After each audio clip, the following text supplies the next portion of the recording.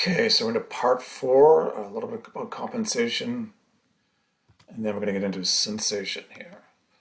Okay, I think we've talked about this before. I think there was even a quiz question on this potential. I just want to keep hitting it because some people are still a little bit confused on it, I can tell. Compensating. What is compensating? You're adapting to the problem. You're not fixing the problem or directly addressing the problem. You're working around it, you're adapting to it. On that first story with Francis, all those adaptations, the sock device, the button hook, the grabbers, a cane, even a notebook. I mean, to remember, if you have a problem with your memory, you have a notebook, you write things down, you're compensating for the problem. Conversely, is remediation or remedial. You're attempting to directly fix the problem. This is usually the exercise, stretching, strengthening, that sort of thing. Okay, sensation and sensory testing. Some general terms around sensation and stuff. Set you up a little bit for your big neuro class in the spring. This is the dermatomes of the hand, the innervation of the hand coming down. These different nerves cover different parts of the hand. This is the palm side. All in yellow is the median nerve. Somebody has carpal tunnel, usually it's affecting the median nerve, affects the kind of the thumb side, and on the left you have the ulnar nerve, where it's red on the pinky side, on the thumb on the palm side, and even on the back side you have more of the ulnar nerve. Blue is the radial nerve. Most of your extensors of your digits are the radial nerve. This is really good to know. It's just basic core OT stuff that you'll use again and again and again that you really need to know in practice. Somebody has, because frequently you'll see somebody will just have numbness on the pinky side, and you'll get to say, oh, that must be their ulnar nerve. Or somebody have numbness on their palm side or on the thumb, right in here. You think, oh, that must be the median nerve, and you kind of figure out what's going on and design your treatment planning. Okay, this is basic OT sensation terminology that you'll see a lot of, again, over and over again. These terms, we'll break them down individually. Just want to pronounce them: proprioception, and kinesthesia, stereognosis. And this 2-point discriminator, hopefully you get to this in the lab. This is an assessment device, as is the monofilament, which is these little fine hairs. Checking somebody's sensation, you'll do that as an OT. I think that's the bottom of their foot. They're seeing if they have sensation on the bottom of their feet. And this term of neuroplasticity, which is a huge, hot thing in therapy right now. We'll get into that in a bit. Okay, proprioception. What is that? Awareness or sense of your body position in space. An example of awareness where your arms are in the dark. When we're checking for proprioception, usually we have the person, we put the person's right arm in a position. Let's say we put it in external rotation.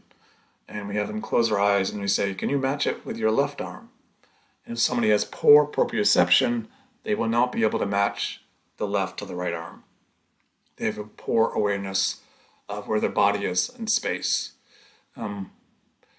Children in schools who have poor proprioception, you'll see a ton of this when you're working with kiddos in schools.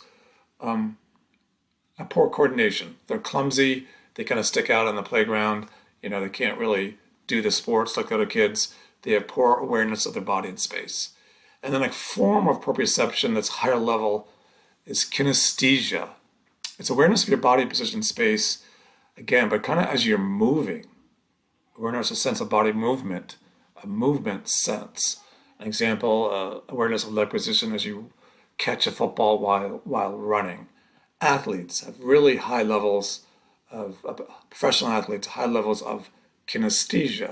If you look at this picture here, this receiver, I think it's Oklahoma, he catches this pass and he has a really good sense of kinesthesia and proprioception to keep his body, awareness of where his body is in space as he's moving and running at full speed, so he doesn't run out of bounds he catches the ball before he runs out of bounds.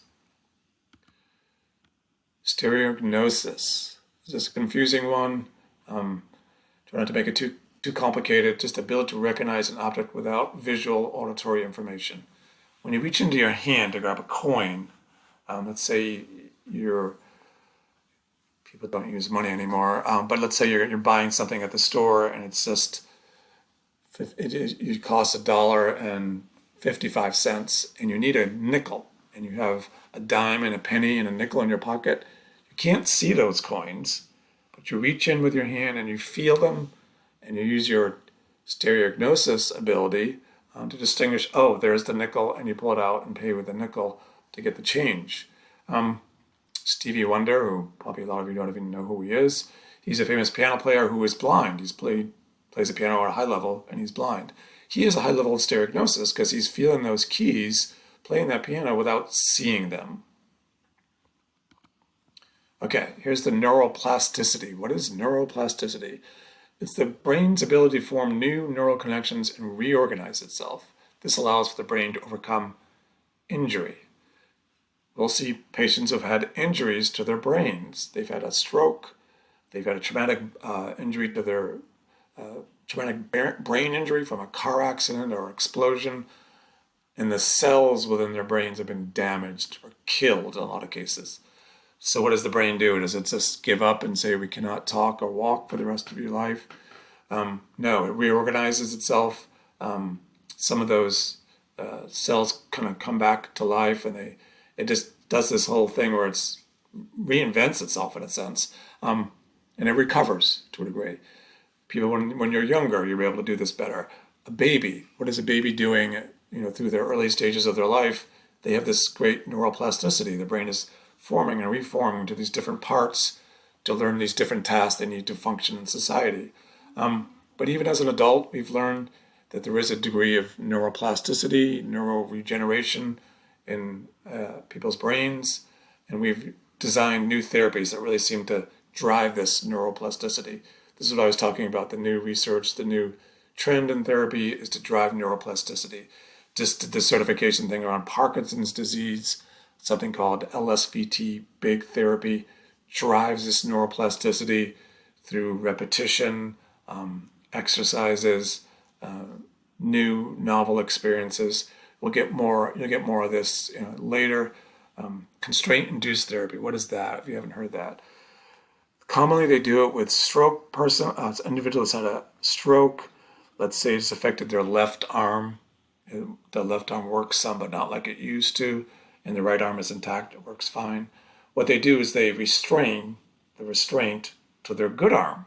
So they put their good arm in a sling and force them to use their bad arm for everything. They do this intense therapy where they're doing exercises 4 to 6 hours a day, and it's really, really intense. And they've mapped the brain through MRI and stuff, and they can see the brain coming back to life. It has this big damaged hole from the stroke, and it just regenerates and comes back to life, and they get use back in their hand.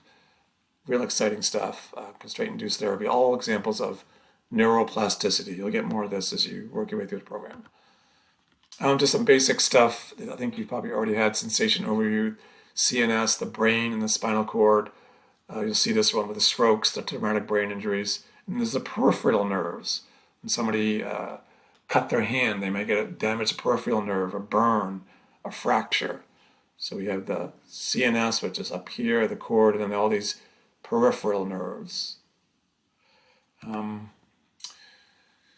Somatosensory system, the book got into this. These sensory receptors around the skin and the bones, characterized as mechanoreceptors or touch pressure, chemo around the cells, thermoreceptors around temperature, subsets of nociceptors around pain.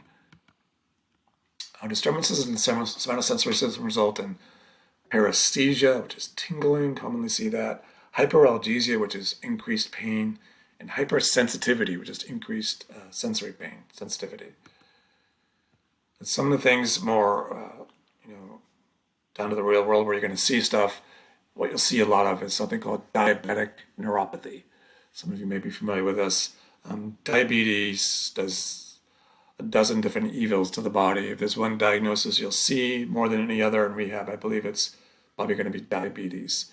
One of the terrible things that diabetes does is neuropathy. It damages the nerves, especially the peripheral nerves, the nerves that are furthest away from the heart. Why is that? Diabetes damages circulation impairs circulation. So it impairs the blood flow out to these nerves. So you have impaired blood flow to the nerves. They don't have the blood, which is then their nutrients. They shrivel up and die, basically. You can see it through this progression, this graphic. And as they die, you lose sensation. Commonly, you'll have clients with diabetes that can't feel the floor. The nerves in their feet are damaged. So you'll go into a home, I could remember this a zillion times, and the person will be walking around without shoes. And you're worried about that because as a diabetic, they can't feel if they walked on a tack or something sharp, they would not even know they had done it.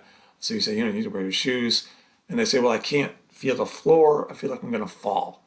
And they can't. The shoe between their, they have to go through the shoe to feel the floor because the nerves are damaged in their feet. They want to be ideally barefoot so they can feel the floor. But the downside to that is makes their feet very vulnerable and can lead to all these terrible things and amputation, all this sort of stuff. So they need to protect their feet. But all you need to know here is this diabetic neuropathy. Diabetes impacts blood flow, and the lack of blood flow damages nerves. And in diabetic neuropathy, the nerves eventually die. Some other sensory-related problems, neuropathy. We just talked about that. Typical order of sensory loss in neuropathy. This is important. Remember this for the exam. Here's a big hint. Typical order of sensory loss in neuropathy is first you lose light touch, then you lose your ability to distinguish temperature, and then you lose your ability to distinguish pain. For most other sensory losses, it's the reverse. The first thing you lost is your ability to distinguish pain, and then and then temperature and light touch. So with neuropathy, with diabetes, you're losing light touch first. With everything else, you're losing your ability to distinguish pain first. Other sensory-related problems, you just kind of keep this in the back of your head because if you see this, you kind of, as a clinician, there's something going on with their nerves. They may affect their sweat. They may get blanching or white skin, muscle wasting, atrophy. We talk more about that in a second. Can't distinguish hot and cold. High risk for burns. Slow healing. A lot of people with diabetes, they heal slowly because their nerves are damaged, the blood flow is damaged. What is a dermatome? We talked about that. Sensation of the skin supplied by one spinal root correlates with a spinal lesion. If they have a car accident and paralyzed, or depending on where it is, it will affect certain parts of their body, nerve-wise. Myoterms are the nerves right to the muscle. Talk more about those later too. And then atrophy, again, this is a great picture of atrophy. The theater eminence is this muscle in your thumb, big roll, and thumb flexion, other IP flexion of the thumb and other movements. Here it's relatively intact, and here it's atrophy. So there was nerve damage here that caused the theater eminence to waste away. It just literally wastes away with atrophy. Atrophy, the wasting away of muscle due to lack of innervation. Example, damage to the peripheral nerve caused wasting of the wrist extensor muscle belly. It's not the thumb, it's just a different example. So they lost the radial nerve, so they couldn't extend their wrist. Okay, and that's what's coming next. And that is pretty much that.